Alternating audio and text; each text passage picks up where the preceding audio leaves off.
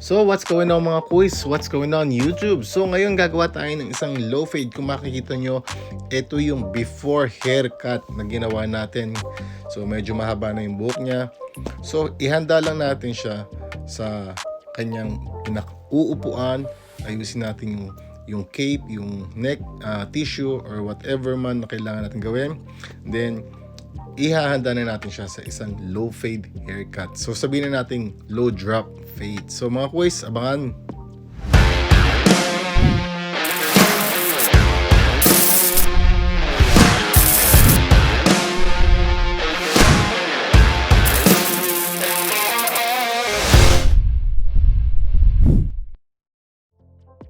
Welcome back mga quiz. So ngayon gagawa tayo ng low drop fade. Gumagamit ako ng Kipi Power Up Clipper gamit ang 1.5 guard para i-debulk yung kanyang buhok sa gilid. So gumagawa na ako, ito siniset ko na yung highest point. So napag-usapan na namin ganong kataas ba yung gupit mo. So ito sasabihin natin mga low drop fade yung gagawin natin dyan. With long transition. Hindi siya compact or ano bang tawag doon? Nakalimutan ko. Yung tight fade. Hindi natin siya gagawing tight low fade. So medyo bigyan natin ng espasyo yung sarili natin para mas madali yung gagawin natin.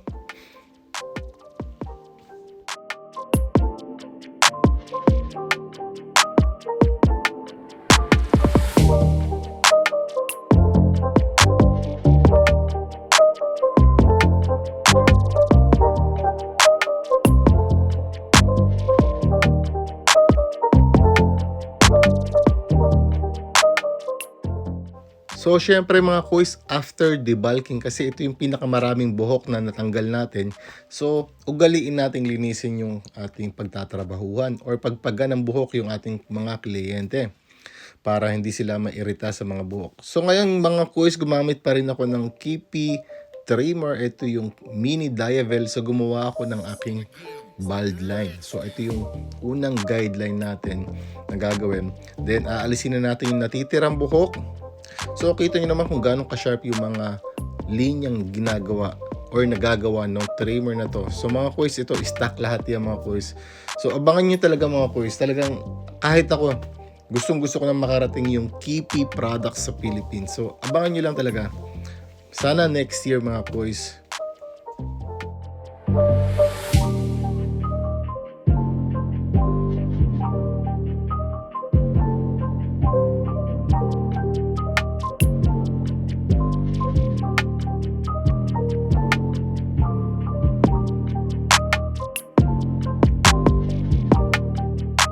So next step natin mga quiz is gagamit na tayo ng foil shaver para atakihin na yung kanyang bald area para mas complete or mas makintab.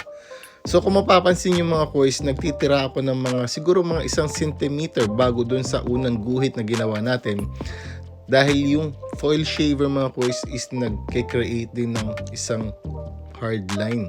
So ginagawa ko dun sa natitirang 1 centimeter sa taas na space.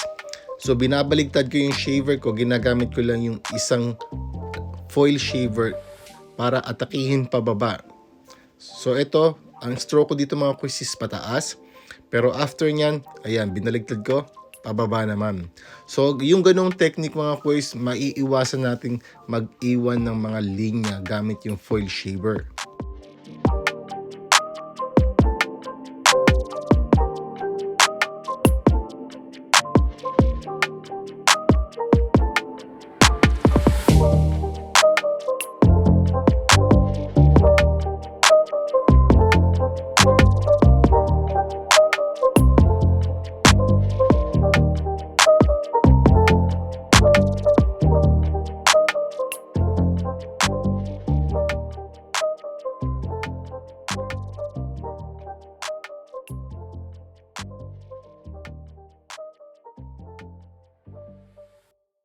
So, ang next step natin dito mga quiz is zero guard or walang guard. Pero ang lever niya ay naka-fully open. So, kung makita nyo, gagawa tayo ng panibagong guideline pataas. So, flick out motion lang pagdating dun sa mismong kung saan tayo gusto nating tumigil. So, gumagawa ako dito ng mga siguro mga isang lapad ng isang daliri. Ayan. So, ito yung gagawin kong space para mag-blend mamaya dun sa bald line. So dito mga kuys, i-close ko lang yung lever. Yung mga clipper ko gusto ko lahat naka zero gap. So mas gusto ko na rin ngayon lalo mga kuys gumamit ng fade blade. Kasi makikita nyo yung linya. So yung shaver na ginamit natin or yung guideline na ginawa natin, magbe-blend kasi kapag naka fade blade yan mas madaling magbe-blend yan mga kuys. Kung makita nyo, inaatake ko lang yung ilalim para alisin yung bottom line. And then pagkatapos niya mga kuys, ilalagay ko sa gitna yung lever, then aatakihin ko yung middle line na natitira. So mangyayari niyan, mabe-blend na natin yung unang guideline na ginawa natin. So minsan bumabalik ako sa fully lever open para lang mas malinis yung magiging transition sa susunod na guard na gagamitin natin. So next step mga kuys is gagamit ako ng number 1 guard. So ito naka lever open, then gumagawa na ako ng halos wag muna nating sabihin guideline. Kumbaga kasi halos ibine-blend ko na siya sa 1.5 na ginamit natin sa debulking kanina. And then pagkatapos yung mga kuys, isosoften natin yung nakikita nating linya sa baba gamit yung pa rin yung number 1 guard, pero yung lever is naka-close na. So dahil dito mga kuys, mas madali nang burahin yan mamaya kasi mas kita nyo na Ayan, tulad yan, halos nagva-vanish na yung middle line, pero syempre gagamit tayo ng 0.5 guard para atakihin yan. So nagsimula ako sa lever close mga kuys. So sinisimulan ko siya sa pinakailalim ng linya para ma-flick out ko. Kumbaga hindi na tayo tataas dito, hindi na tayo gagawa ng guideline mga kuys. Ang ano natin dito, ang aim natin is burahin yung middle line na natitira.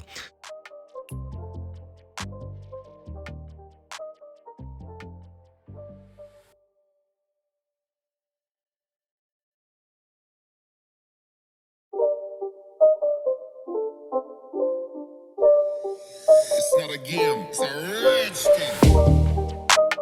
So minsan mga kuys, kailangan tayong mag-lever play. So ngayon, makita nyo, nagbukas ako ng lever para lang alisin yung ibang mga dark spots na nakikita natin. Then babalik muli ako sa 1.5 guard para linisin yung perimeter ng ginagawa natin. So ito mga kuys, so hanap lang natin mga dark spots, then susunod na tayo sa susunod na proseso. So dadako tayo ngayon mga kuys sa kabilang parte ng kanyang ulo. So same step lang mga kuys. So sa pag-fade, lalo kung nag-aaral ka, mas maganda sundin natin yung proseso dahil yun naman yung sa hulit-huli ikaw din ang makikinabang kapag sinunod mo yung proseso. So maaaring matagal yung proseso na ito, pero ito mga kuys, talagang kung hindi ka pa sanay, kailangan ma-utilize yung bawat guards na ginagamit natin. Kaya nga ginawa yung guards na yan So may 0 guard, 0.5, 1, 1.5, 2. Kasi yan yung yung pagkakasunod-sunod mga kuys. So ibig sabihin, pag ginawa mo yung yung sunod-sunod na yun, is makakagawa ka ng maayos na fade. Maaring sa una is maaaring hindi pa kasing ganda ng mga nakikita natin sa mga ibang litrato, pero tingnan nyo ako mga kuys, hindi naman ako barbero Minsan-minsan lang ako makapaggupit, pero hindi ako magaling na barbero mga kuys. Ang ginagawa ko lang is sinusundan ko lang yung proseso para makagawa ako ng malinis hanggat sa makakaya ko mga kuys. Yun yung kasi minsan nasa paningin natin mga kuys yung yung ikagaganda yung nung ating ginagawa. So bukod sa proseso, kailangan malakas yung judgment natin. Okay na ba yung ginawa ko or hindi pa? So yan mga kuys, so napapag-aralan yan lahat. So ang paggugupit, sabihin na natin talent, pero napapag-aralan yan mga kuys. Ilang taon na ako nung nagsimula ako maggupit?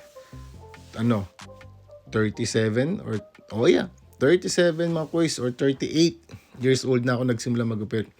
So hindi naman ako araw-araw, pero dahil sa nasanay na rin ako, ay nakakagawa na rin tayo ng mga malinis na fade. So mga kuys, magtiwala sa proseso.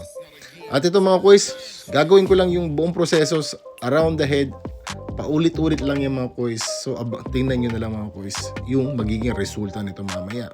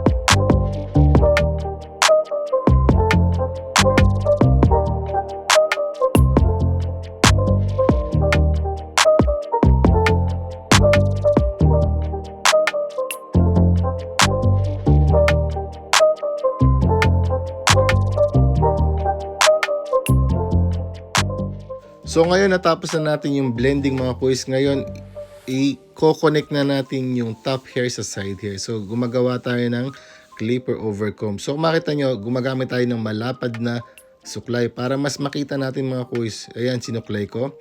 And then magko-concentrate lang tayo dun mga quiz sa dulo, hindi sa ilalim. Kasi yun yung i-connect natin.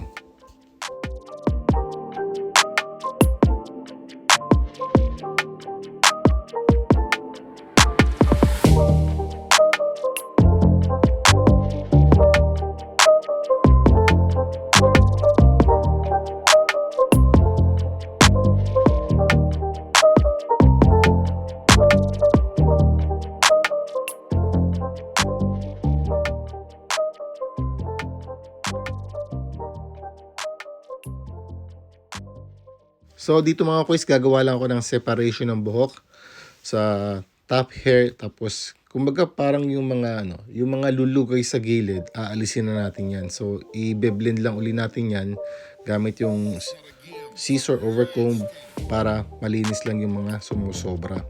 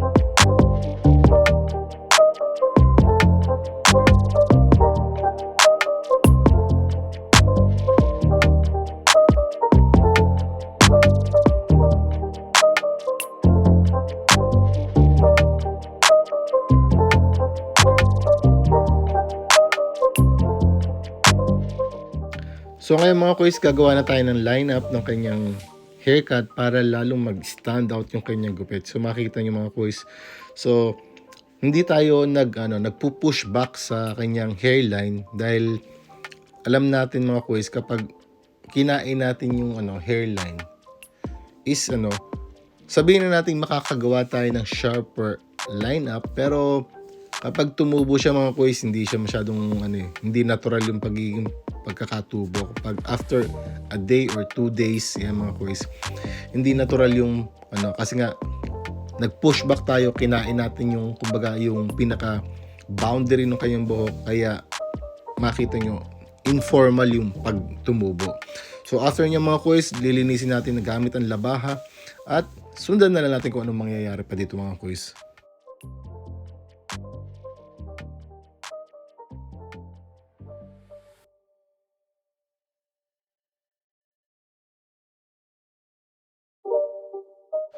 So bago natin ayusan mga kuys, so binigyan ko muna siya ng isang head massage gamit yung Babyliss Vibe FX. Ito napakaganda gamitin mga kuys. Ito talaga dinesign para sa mga barbero.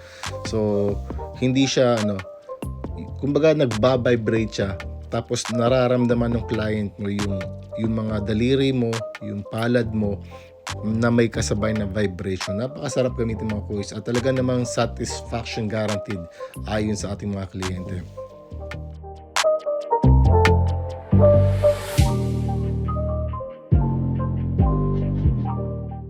So eto mga kuys, inaayusan ko na siya. So nilalagyan ko lang ng konting volume yung top hair. Pero hindi tayo gagawa ng pompadour, hindi tayo gagawa ng comb over kasi gusto lang niya yung may bangs sa harapan. So may bangs, ayan.